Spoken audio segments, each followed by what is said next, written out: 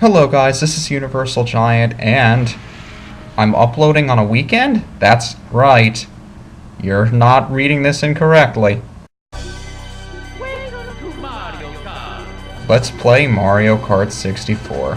I really wanted to get this out to you guys the one week that I had to take off, just because I know I've posted a lot of Pokemon videos lately, and I get the feeling most of you guys are bored from that sort of thing. But it's been really hectic and busy for me the last month or so. So you're gonna have to settle for watching this now, at least until I have the opportunity to get home and start recording Wind Waker again. I can't stress enough how much I want to get back to that, but for now this is going to suffice.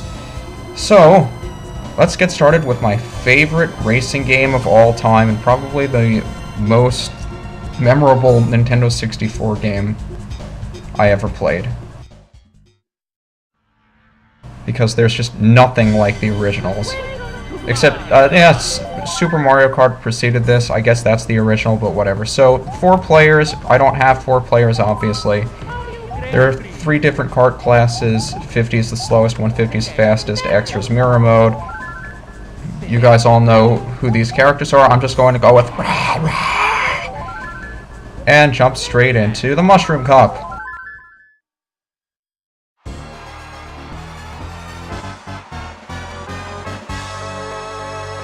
What I always do before I start a cup is I switch over to this view,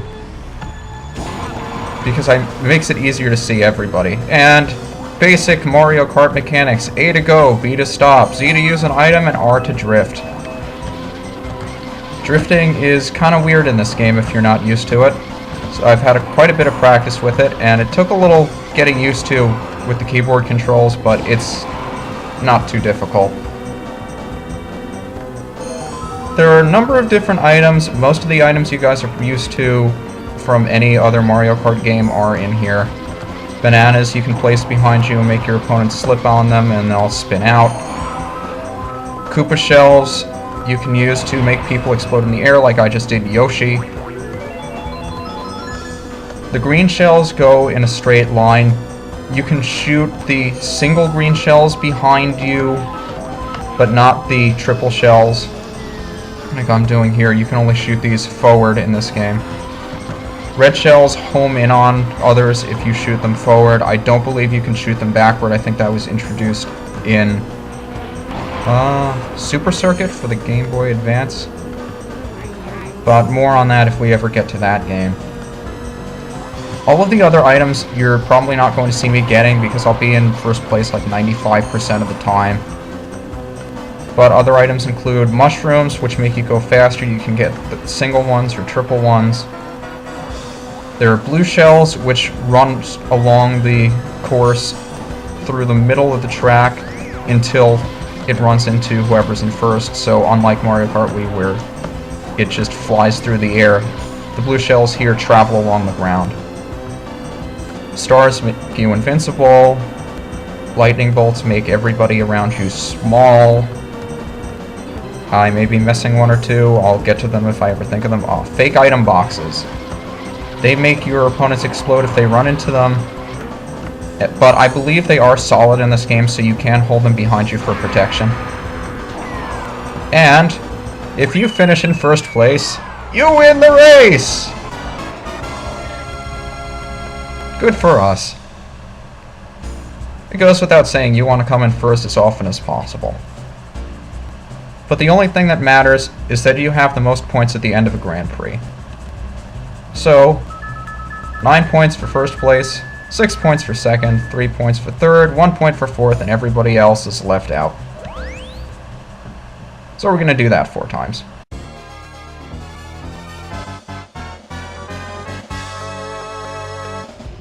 Those of you that are familiar with some of the later Mario Kart games that included throwback courses to these, Moo Moo Farm is one of them. I think it was on the DS.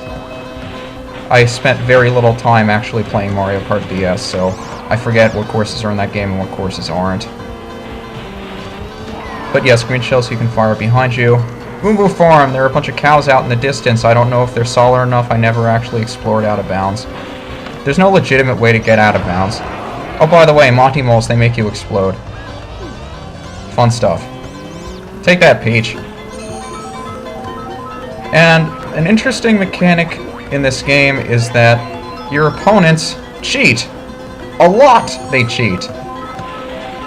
The Nintendo 64, at least most of the Nintendo games, are notorious for what's called rubber banding CPUs, where their speed will increase depending on how far ahead of you or how far behind you they are. So if you're in first place by maybe a quarter of the track at the beginning of the second lap, and your opponents are nowhere to be seen, they'll probably catch up to you by the third lap. So, just be aware, they cheat. They also cheat in other ways, but I'll tell you about them as we encounter them, because these CPUs are really nasty. By the way, if you try to drift too much, you do spin out, which is bad. And I apparently did it again, even though I was just holding left. Take that, Yoshi! Yeah, not so happy now, are ya? Now let's see if we can beat out Wario. He's got a ghost! Oh, no! I was first!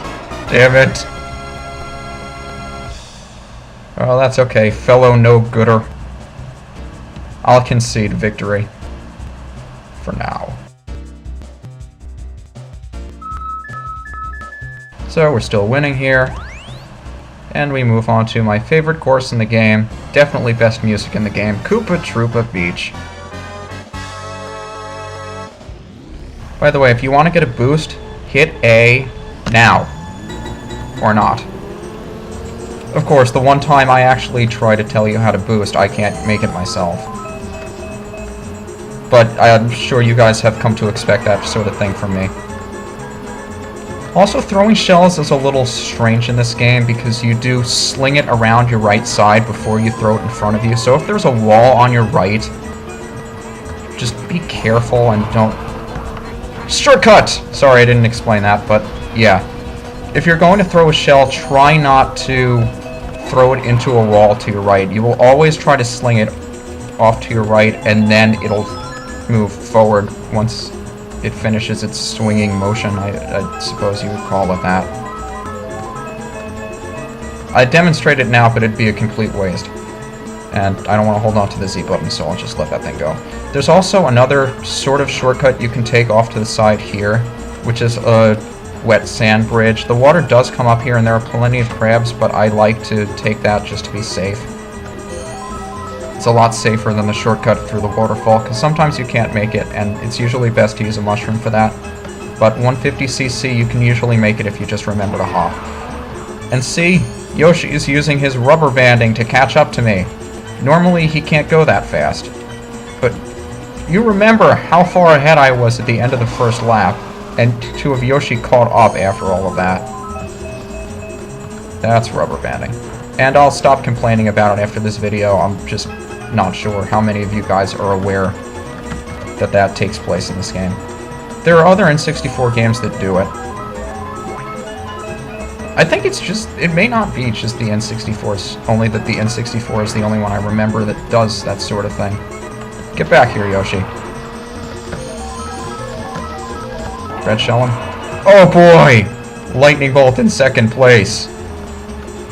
You gotta be careful where you use this thing, though, because if you run over one of your CPU opponents, they will instantly go back to their regular size and top speed. So there's another way in which they cheat. But yeah, lightning bolts in second place, very helpful. Not something you'd ever get in some of the later Mario Kart games, I can assure you. But certainly helpful in second place. You'll find a lot of the items aren't as, you know, powerful as they are in other games. Like the lightning bolt in Mario Kart Wii or the blue shell. They can be devastating. But in this game, not so much. Which is why you'll see some of the stronger items available in higher places. And now I can't beat the train, hooray. All of a sudden I've lost the ability to do the... Yeah, you don't want to hold the drift too long in one direction, otherwise you sort of do something weird. And slow down, slow down, slow down, slow down, slow down, speed up. And usually if we have to stop for that train, then the train that's crossing over to this side is impassable. Yes, it is. And off we go again. Make sure Donkey Kong doesn't have this thing anymore before I use this. There we go. Get some distance, not that it matters, because they're going to rubber band up to me anyway. You also may have noticed at the bottom of the screen, the 5, where it should be 2. Toad is in second place, but there's a 5 there. I don't know why it does that. I seem to remember, for some reason it does that with the emulator. I don't remember if that actually happens in the game or not. It's been so long since I played anything on the Nintendo 64. It's sitting in a box in the garage somewhere from when we remodeled the house. Honestly, I have no idea where it is. It's so convenient to be able to do this sort of thing on the computer now. Technology these days. I've ranted about it before, but it really is fascinating that we've come this far. And to think we can grow up telling our children that when we were their age, if you wanted to talk face-to-face with somebody, you had to walk there, you had to drive there, or you had to use a landline. There were no cell phones, there was no email. I don't know, maybe I reflect on that a little bit more than I should be, or more than I need to, but it really does baffle me. And I've done this a couple of times without mentioning it. If you're about to slip out in this game, what you can do is hit the brake, and then that will stop you from slipping out. That will cause a little music note to appear over your head. I've done that a few times if you're running over a balloon, or if you hear yourself starting to spin out, then it's beneficial to do that. Just because I could do that, I felt like doing that. I don't know why those guys are so far behind me. Usually Yoshi would have rubber banded straight up to me. I guess for some reason he decided not to this time. I'll take it.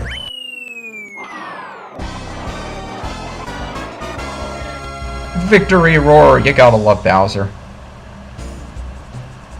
I don't know why they changed his voice or why they decided to go with the talking Bowser. Did Sunshine start that? Because anything on the Nintendo 64, Mario 64, this game, he was always the rah rah, and not the corny talking Bowser that we just decided to give voice for no reason. There's an intimidation factor involved with the roaring Bowser, you know? Just the fearsomeness, the can't be reasoned with mentality. I miss that. And the same layout for Peach's Castle as was in Mario 64. Hooray for consistency. This is actually part of one of the later tracks, Royal Raceway in the Star Cup. You can actually explore this area on Royal Raceway. It's just that if you do, chances are you're going to lose the race, so you won't see me doing that. But I just felt like pointing that out. This texture is part of another course. So a giant Cheep Sheep spits out our gold trophy with so many sparklies. Pretty sparklies, colorful win, yay!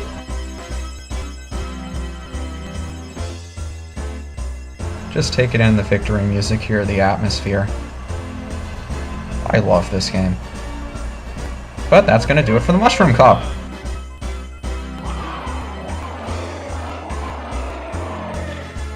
And I'll see you guys next time for the Flower Cup.